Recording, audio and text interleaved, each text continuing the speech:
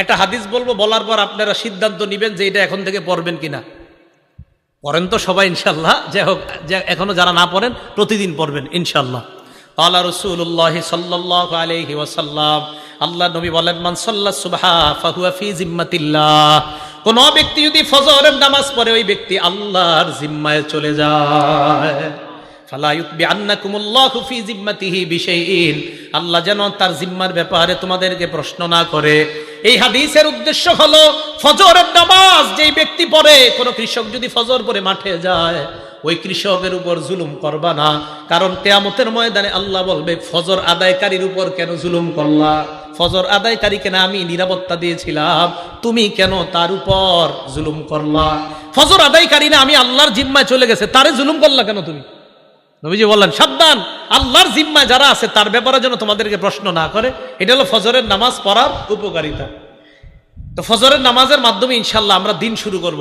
ফজরের নামাজ কেউ আজকে থেকে, আগেও করি না ইনশাল্লাহ, আজকে থেকে কেউ কাজা করব না, স্বজ্ঞানে করবো না ইনশাল্লাহ। হাত তুলেন ইনশাল্লাহ, আল্লাহ কবুল করেন। ফজরের আগে সুন্নত কয় রাকাত? বিসমিল্লাহ। এই 2 রাকাত সুন্নতের ব্যাপারে নবীজি বলেন, ক্বালা রাসূলুল্লাহ সাল্লাল্লাহু আলাইহি ওয়াসাল্লাম, আল্লাহ নবী বলেন, রাকাতাল ফজরি আহাব্বু ইলাইয়া মিনাদ দুনিয়া ওয়া মা ফিহা, ফজরের নামাজের আগের 2 রাকাত সুন্নাত দুনিয়া এবং দুনিয়ার মধ্যে যা আছে সবচাইতে আমার কাছে বেশি প্রিয়। ফজরের নামাজের সুন্নতটা যদি পারেন বাসায় পড়বেন। ঘড়ির দিকে তাকাইছেন, তাকায় দেখেন 20 মিনিট বাকি আছে, বাস সুন্নতটা বাসায় পড়েন। প্রথম কাজ সুন্নত বাসায় যদি পারেন আর কি বাসায় পড়েন। দ্বিতীয় কাজ, ফজরের সুন্নতে প্রথম রাকাতে কুল্লিয়া আইয়ুহাল কাফিরুন পড়বেন, দ্বিতীয় রাকাতে কুল হু আল্লাহ। বলেন প্রথম রাকাতে কোন সূরা? আইয়ুহাল কাফিরুন, দ্বিতীয় রাকাতে কুল হু আল্লাহু আহাদ। নবীজি মসজিদে আসছে, তো এক সাহাবা নামাজ পড়তেছে, আল্লাহু আকবার। তো নামাজে সূরা ফাতিহা পড়ার পর উনি আস্তে আস্তে পড়তেছে কুল্লিয়া আইয়ুহাল কাফিরুন প্রথম রাকাতে। তো নবীজি শুনে ফেলছে আস্তে কানে দিয়া। তো নবীজি শোনার পর বললেন, হাযা আব্দুন আরাফা রাব্বাহ, এই ব্যক্তি তার রবকে চিনতে পারছে। দ্বিতীয় রাকাতে সাহাবা পড়লেন কুল হু আল্লাহু আহাদ, আল্লাহ নবী বললেন হাদা আব্দুন আমানা বিরব্বি, এই ব্যক্তি তার রবের উপর পরিপূর্ণ ঈমান আনছে। এজন্য আজকে থেকে আমলটা মনে রাখবেন, ফজরের সুন্নতে প্রথম রাকাতে কুল্লিয়া আইয়ুহাল কাফিরুন, দ্বিতীয় রাকাতে কুল হু আল্লাহ। আরেকটা সুন্নতে আমলটা করবেন, বলবো? মাগরিবের পরের সুন্নতে প্রথম রাকাতে কুল্লিয়া আইয়ুহাল কাফিরুন, দ্বিতীয় রাকাতে কুল হু আল্লাহ যদি পারেন। বাকি ফজরের সুন্নতে প্রথম রাকাতে কুল্লিয়া আইয়ুহাল কাফিরুন, দ্বিতীয় রাকাতে কুল হু আল্লাহ। এটার দ্বারা কি উদ্দেশ্য জানেন? কুল্লিয়া আইয়ুহাল কাফিরুনের মাধ্যমে প্রথম রাকাতে আপনি বুঝাইতেছেন আমি যত শিরিক সব বর্জন করলাম, দ্বিতীয় রাকাতে কুল হু আল্লাহ পড়ার মাধ্যমে বলতেছেন আমি আল্লাহর একত্ববাদ স্বীকার করে আমার দিন শুরু করলাম। আরেকটা আমল যদি পারেন, যদি সম্ভব হয়, এটা ওলামারা পারবে, আপনারা যদি পারেন আর কি, কোরআন শরীফ মুখস্থ সাধারণদের মধ্যে মুখস্থ করার একটা আয়াত মুখস্থ করতে পারবেন না ইনশাআল্লাহ? সূরা বাকারার 136 নম্বর আয়াত ফজরের প্রথম রাকাতে মাঝে মাঝে, সূরা বাকারার 136 নম্বর আয়াত, আল্লাহ বলেন কুলু আমান্না বিল্লাহি ওয়া মা উনজিলা ইলাইনা ওয়া মা উনজিলা ইলা ইব্রাহিমা ওয়া ইসমাঈলা ওয়া ইসহাকা ওয়া ইয়াকুবা ওয়াল আসবাতি ওয়া মা উতিয়া মূসা ওয়া ঈসা ওয়া মা উতিয়ান নাবিয়্যুনা মির রাব্বিহিম লা নুফাররিকু বাইনা আহাদিম মিনহুম ওয়া নাহনু লাহু মুসলিমুন। এটা এক রাকাতে, ফজরের প্রথম রাকাতে। ফজরের নামাজের দ্বিতীয় রাকাতে পড়বেন সূরা আলী ইমরানের 64 নম্বর আয়াত। ওই আয়াতে আল্লাহ পাক রব্বুল আলামিন বলেন, কুল ইয়া আহলাল কিতাবি তাআলাউ ইলা কালিমাতিন সাওয়াইন বাইনানা ওয়া বাইনাকুম আল্লা না'বুদা ইল্লাল্লাহ ওয়া লা নুশরিকা বিহি শাইআ ওয়া লা ইয়াত্তাখিযা বা'দুনা বা'দান আরবাবাম মিন দুনিল্লাহ ফাইন তাওয়াল্লাউ ফাকুলু আশহাদু বিআন্না মুসলিমুন। ফজরের প্রথম রাকাতে কুল ইয়া আইয়ুহাল কাফিরুন, দ্বিতীয় রাকাতে কুল হু আল্লাহ। যদি পারেন মাঝে মাঝে প্রথম রাকাতে সূরা বাকারার 136 নম্বর আয়াত, দ্বিতীয় রাকাতে সূরা আলী ইমরানের 64 নম্বর আয়াত। তাহলে এবার আসেন, প্রথম গেল ফজরের সুন্নত, বেশি সময় থাকলে ঘরে পড়ে নেবেন। দ্বিতীয় নম্বরে গেল প্রথম রাকাতে কুল্লিয়া আইয়ুহাল কাফিরুন, দ্বিতীয় রাকাতে কুল হু আল্লাহ। যদি পারেন মাঝে মাঝে প্রথম রাকাতে সূরা বাকারার 136 নম্বর আয়াত, দ্বিতীয় রাকাতে 64 নম্বর, মুসলিম শরীফের হাদিসে আছে আলী ইমরানের 64 নম্বর আয়াত। 3 নম্বর কাজ, সুন্নত পড়ার পর আল্লাহর কাছে একটা দোয়া করবেন, আল্লাহুম্মা রাব্বা জিবরাইলা ওয়া মিকাইলা ওয়া রাব্বা মুহাম্মাদিন সাল্লাল্লাহু আলাইহি ওয়াসাল্লাম আউযু বিকা সালাসা মাররাত আউযু বিকা মিনান নার সালাসা মাররাত। বাংলায় বলবেন, হে জিবরাইলের রব, হে মিকাইলের রব, হে মুহাম্মদ সাল্লাল্লাহু আলাইহি ওয়াসাল্লামের রব, আমি আপনার কাছে জাহান্নাম থেকে পানাহ চাই। এটা 3 বার বলবেন। ফজর পড়লেন, সুন্নত পড়লেন, সুন্নতের পর আল্লাহর কাছে বলবেন, আল্লাহ জিবরাইলের রব, মিকাইলের রব, মুহাম্মদ সাল্লাল্লাহু আলাইহি সাল্লামের রব, আমি আপনার কাছে জাহান্নাম থেকে পানাহ চাই, 3 বার বলবেন। এটা বলার পর চতুর্থ কাজ, ফজরের সুন্নত পড়া বিবির দিকে তাকাইবেন। যদি ঘরে পড়েন কার দিকে তাকাবেন?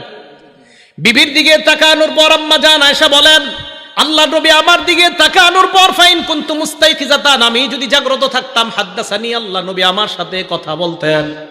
তাহলে মনে রাখবেন, ফজরের সুন্নত পড়ার পর বিবির দিকে তাকানোর পর যদি দেখেন বিবি জাগ্রত, কথা বলবেন। এই নিয়তে কথা বলবেন, আমার নবী তার বিবির সাথে কথা বলতেন, আমিও বিবির সাথে কথা বললাম, আল্লাহ নবীর সুন্নত আদায় হয়ে যায়।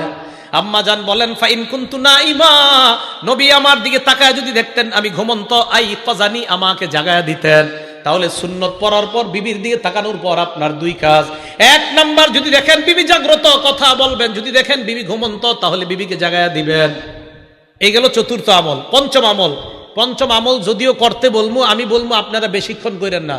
আম্মা জান আয়েশা বলেন, নবীজি যখন দেখতেন ফজরের অনেক সময় বাকি আছে, আল্লাহ নবী সুন্নত পড়ার পর ইত্তজা আলা শিক্কিহিল আইমান, নবীজি ডান কাত হয়ে একটু শুইতেন। আপনারা শুইলে তো ঘুমাই যাবেন।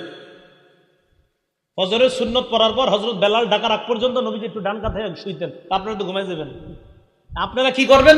পুরাটা করা দরকার নাই, একটু ডান কাত হয়ে শুয়ে আবার উঠে যাবেন। কেন? আমার নবীজি করছে তাই করলাম। সুবহানাল্লাহ, নবীজি করছে তাই আমি একটু নবীর সুন্নত পালন করলাম। কি বলেন? ইনশাআল্লাহ করা যায় না? যদি ঘরে করেন আর কি, আল্লাহ তৌফিক দান করেন। এটা যারা তাহাজ্জুদ পড়ে তারা কিন্তু এই আমলগুলা করে নিয়মিত। আল্লাহ আমাদের সকলকে আমলগুলা করার তৌফিক দান।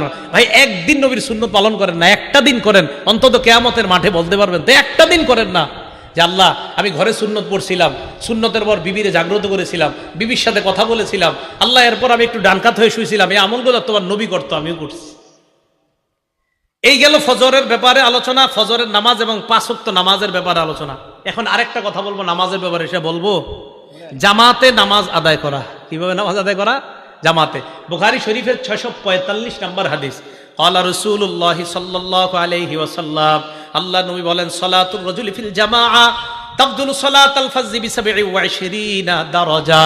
নবীজি বলেন, জামাতের সাথে নামাজ আদায় করা, একাকী এক ব্যক্তি নামাজ আদায় করলো, আমি একা নামাজ পড়লাম, উনি জামাতের সাথে নামাজ আদায় করলো, আল্লাহ নবী বলেন যে ব্যক্তি জামাতে পড়লো তার আমল নামায় আল্লাহ 27 গুণ বেশি সওয়াব দিয়ে দেয়।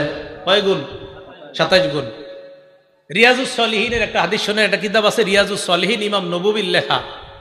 এক অন্ধ সাহাবা নবীজির কাছে আসছে, আসার পর আল্লাহ নবীকে বললেন, হুজুর লাইসা লি কাইদুন ইয়াকুদুনি ইলাল মসজিদ, হুজুর এমন কেউ নাই, একটু আপনার হাতটা ধরি, হ্যাঁ এইভাবে হাতে ধরে মসজিদে নিবে এমন কেউ নাই। তো নবীজি বললেন, তো তুমি কি বলতে চাও? হুজুর আমি অন্ধ। তো অন্ধ হয়েছে তো কি হয়েছে? অন্ধ মানুষ তো হুজুর, আমি যে কারো হাত ধরে আসবো বা কেউ আমার ধরে আনবে এরকম নাই, তুমি কি বলতে চাও সেটা বলো। হুজুর আমি কি বাসায় নামাজ পড়লে হবে, ঘরে নামাজ পড়লে হবে? তখন নবীজি একটু চিন্তা করে বল, হ্যাঁ ঠিক আছে, ঘরে নামাজ পড়ো যাও। এতটুকু বুঝছেন সবাই? অন্ধ সাহাবা, মসজিদে আসার মতো কেউ নাই, নবীজি বললেন হ্যাঁ ঘরে নামাজ পড়ো। হাদিস কিন্তু শেষ হয় নাই, একটু শুই না, কেউ দৌড় দেন না, পুরাটা শোনেন। ফালাম্মা ওয়াল্লাহ, অন্ধ সাহাবা যখন বাড়ির দিকে রওনা করছে, দাআহু, নবীজি ডাকছে, শোনো শোনো শোনো, হাল তাসমাউন নিদা, তুমি কি বাসায় যখন থাকো আজানের আওয়াজ শোনো? জি হুজুর আজান তো শুনি। নবীজি বললেন ফাজিব, তাহলে নামাজে আসো। তাহলে কোথায় আসো? এখানে আপনারা যে কয়জন অন্ধ আছেন, তাহলে কি বোঝা যায়? অন্ধ সাহাবাকে প্রথমে বললেন বাসায় নামাজ পড়ো, আজান শুনুনি? কয় জি হুজুর শুনি, মসজিদে আসো। এখন তো মাশাআল্লাহ মাইকের আওয়াজ মুখের চেয়ে আরো কম যায় না বেশি যায়? কি পরিমাণ নামাজে আসা উচিত। ভাই জামাত মিস করেন না, পুরুষরা জামাত মিস করেন না, জামাতে আইসেন। আল্লাহ আমি সহ আমাদের সকলকে জামাতের প্রতি গুরুত্ব দিয়ে যেন আমরা সালাতগুলো আদায় করতে পারি, আল্লাহ তৌফিক দান করেন। রমজান পরবর্তী কয় কাজ? এই 4 নাম্বার, নামাজ পড়া, নামাজ ছেড়ে না দেওয়া। 5 নাম্বার, নিয়মিত কোরআন তেলাওয়াত করা। রমজানে মানুষ রমজানের বাহিরে কোরআন না পড়লেও রমজানে একটু হইলে কোরআনটা খুলতে চায়, একটু খুলে কোরআনের প্রতি আগ্রহ থাকে। ওলামায়ে কেরামের জন্য তো উচিত 10 দিনে 1 খতম পড়া। কয় দিনে? আলেমদের 10 দিনে 1 খতম পড়া দরকার। সাধারণ পাবলিকের জন্য দরকার 40 দিনে অন্তত 1 খতম পড়া। কয় দিনে?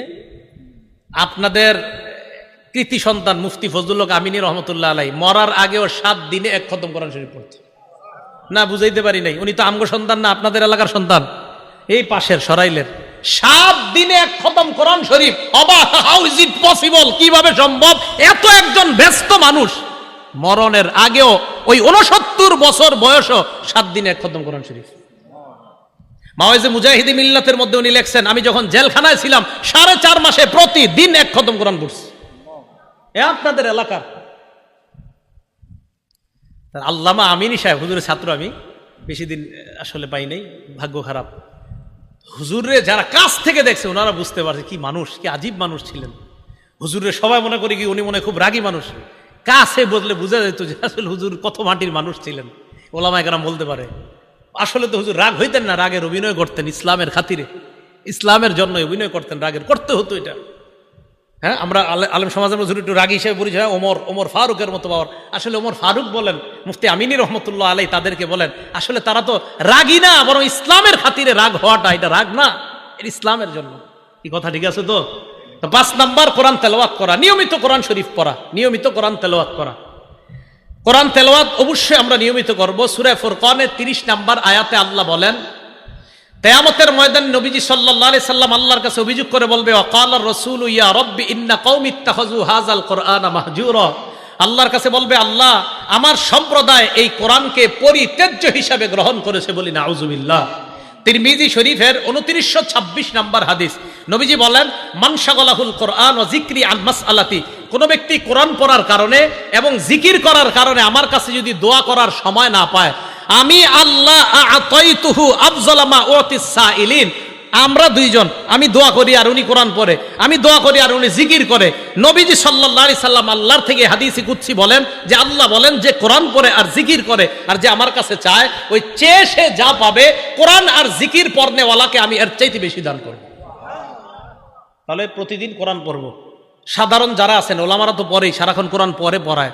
সাধারণ পাবলিকরা আপনারা ওয়াদা করেন ডেলি এক বিশ্বাস করেন। যদি বলেন হুজুর আমি তো কোরআনের সব জায়গা পারি না, কুল হু আল্লাহ সূরাটা তো পারেন, এটা প্রতিদিন একটু দেখা পড়েন।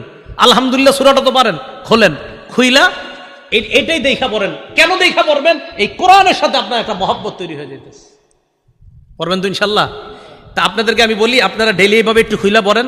সত্যি কথা, 1 মাস পড়েন, 40 দিন পড়েন, 41-42 দিন পড়েন, হঠাৎ একদিন ছাইরা দেন, খুইলা পড়েন নাই, কষ্ট লাগবে। ইন্নালিল্লাহ, আজকে কোরআনটা খুললাম না কেন, মায়া লাগবে, দেখা চোখের পানি চলে আসবে যে আমি কোরআন খুললাম না কেন, হ্যাঁ আমি কি জানি একটা মিস করে ফেলছি। ঠিক নামাজ যারা পড়েন না, নামাজ ধরেন 1 মাস 2 মাস নামাজ পড়েন, ঠিক হঠাৎ একদিন যখন নামাজ ছুটে যাবে আপনি পেরেশান হয়ে যাবেন, ইন্নালিল্লাহ আমার নামাজ ছুটে যাইতেছে কেন। বোঝা গেল কি? নামাজ না পড়তে নামাজ পড়তে মন চায় না, নামাজ পড়তে পড়তে নামাজ ছাড়তে মন চায় না। আল্লাহ আমাদের সকলকে প্রতিনিয়ত আমল করার তৌফিক দান করেন। তাই 5 নাম্বার কাজ নিয়মিত কোরআন পড়া। 6 নাম্বার আল্লাহর জিকির করা। বলেন কি করা? লা ইলাহা ইল্লাল্লাহ, সুবহানাল্লাহ, আলহামদুলিল্লাহ, আল্লাহু আকবার, এই জিকির করা। মুসলিম শরীফের বর্ণনা 1239 নাম্বার হাদিসে আল্লাহ নবী বলেন, মান সাব্বাহাল্লাহ ফি দুবুরি কুল্লি সালাতিন সালাসাহু ওয়া সালাসিনা ওয়া হামিদাল্লাহ সালাসাম ওয়া সালাসিনা।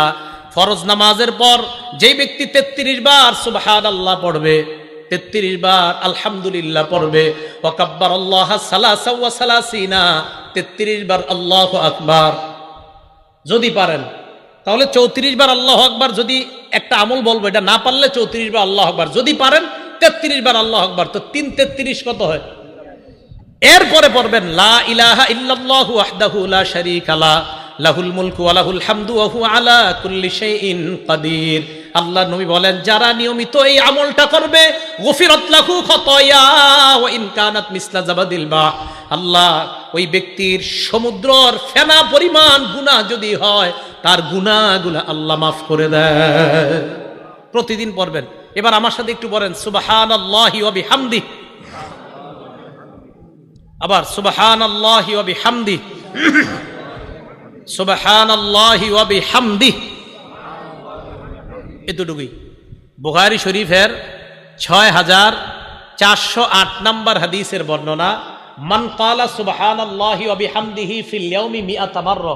আমি যেটা বললাম এখন আপনি ঘুমাইবেন, ঘুমানোর সময় পড়েন সুবহানাল্লাহ বিহামদিহি, সুবহানাল্লাহ বিহামদিহি। নবীজি বলেন, যেই ব্যক্তি নিয়মিত 100 বার এই সুবহানাল্লাহি ওয়া বিহামদিহি পড়বে, হুত্তাত খাতায়াহু ওয়া ইন কানাত মিসলা জাবাদিল বাহরি, সমুদ্রের ফেনা পরিমাণ গুনাহ হলেও আল্লাহ মাফ করে দিবেন। বলেন তো একটু সুবহানাল্লাহি।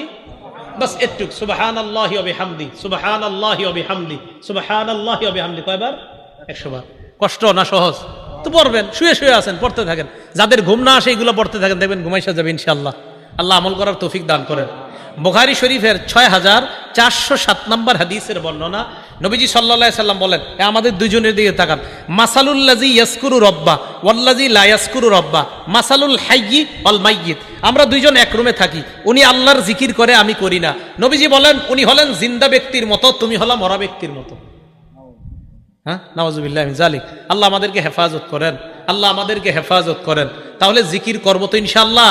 জিকির করা এটা হলো 6 নাম্বার কাজ, এটা মনে রাখবো আমরা। তাহলে 5 নাম্বার কোরআন তেলাওয়াত করা, 6 নাম্বার আল্লাহর কি করা? আল্লাহর জিকির করা। 7 নাম্বার ভালো মানুষের সাথে ওঠা বসা করা। সূরা তাওবার 119 নাম্বার আয়াতে আল্লাহ বলেন, ইয়া আইয়ুহাল্লাযীনা আমানুত্তাকুল্লাহা ওয়া কুনু মা'আস সাদিকিন। হে ঈমানদারগণ, তোমরা আল্লাহকে ভয় করো, সত্যবাদীদের সাথে উঠা বসা করো। আলেমদের সাথে উঠা বসা করেন, মসজিদের ইমাম খতিবদের সাথে উঠা বসা করেন, আল্লাহওয়ালাদের সাথে উঠা বসা করেন। এটা হলো 7 নাম্বার। 8 নাম্বার কাজ, শাওয়াল মাসে 6টা রোজা রাখবেন। শাওয়াল মাসে কয়টা রোজা? শাওয়াল মাসে 6টা রোজা রাখবেন। ক্বালা রাসূলুল্লাহ সাল্লাল্লাহু আলাইহি ওয়াসাল্লাম, আল্লাহর নবী বলেন, মান সামা রমাদান, যেই ব্যক্তি রমজানের রোজা রাখে, সুম্মা আতবাহু সিত্তাম মিন শাওয়াল, এরপর শাওয়ালের 6টা রোজা রাখে, কানাকা সিয়ামিদ দাহরি কুল্লি, 1 বছর রোজা রাখার সওয়াব পেয়ে যায়। শাওয়াল মাসে 6টা রোজা রাখা। মা বোনদের যাদের কাজা রোজা আছে, কারো 3টা, কারো 7টা, কারো 10টা, তারা কাজা রোজা আলাদা রাখবে, শাওয়ালের 6 রোজা আলাদা রাখবে। আপনাদের অসুস্থতার কারণে যদি কারো রোজা কাজা হয়ে থাকে, এই কাজা রোজা আলাদা রাখবেন, শাওয়ালের 6 রোজা আলাদা রাখবেন। একটা আরেকটার সাথে মিলিয়ে রাখা যাবে না। কিন্তু শাওয়ালের 6 রোজা যদি পারেন টানা 6 দিন রাখবেন, না পারলে মাসের মধ্যে যেই কোনো 6 দিন রাখবেন। শাওয়াল মাসের মধ্যে যে কোনো 6 দিন রাখবেন, ইনশাআল্লাহ আদায় হয়ে যাবে। আর সারা বছর যদি পারেন, সোমবার আর বৃহস্পতিবার আপনারা রোজা রাখার চেষ্টা করবেন। আল্লাহ পাক রব্বুল আলামিন যেই 8টা করণীয় বললাম, 1 নাম্বার আমলগুলা নষ্ট না করা, 2 নাম্বার হেদায়েতের উপর অটল থাকা, 3 নাম্বার শয়তানকে শত্রু হিসেবে গ্রহণ করা, 4 নাম্বার নামাজ না ছেড়ে দেওয়া, 5 নাম্বার জিকির করা, 6 নাম্বার কোরআন তেলাওয়াত করা, 7 নাম্বার সত্যবাদীদের সাথে থাকা, 8 নাম্বার শাওয়ালের 6টা রোজা রাখা। এই আমলগুলা আমরা সারা জীবন করব ইনশাআল্লাহ। সারা জীবন যেন এই আমলগুলা ধরে রাখতে পারি, রমজানের ধারাবাহিকতা অভ্যাস যেন আমলের অভ্যাস ধরে রাখতে পারি, আল্লাহ তৌফিক দান করেন। আমিন ওয়া আখিরু দাওয়ানা আনিল হামদুলিল্লাহি রাব্বিল আলামিন। আগামী বছরের প্যান্ডেল, মাইক, আরো যা আনুষঙ্গিক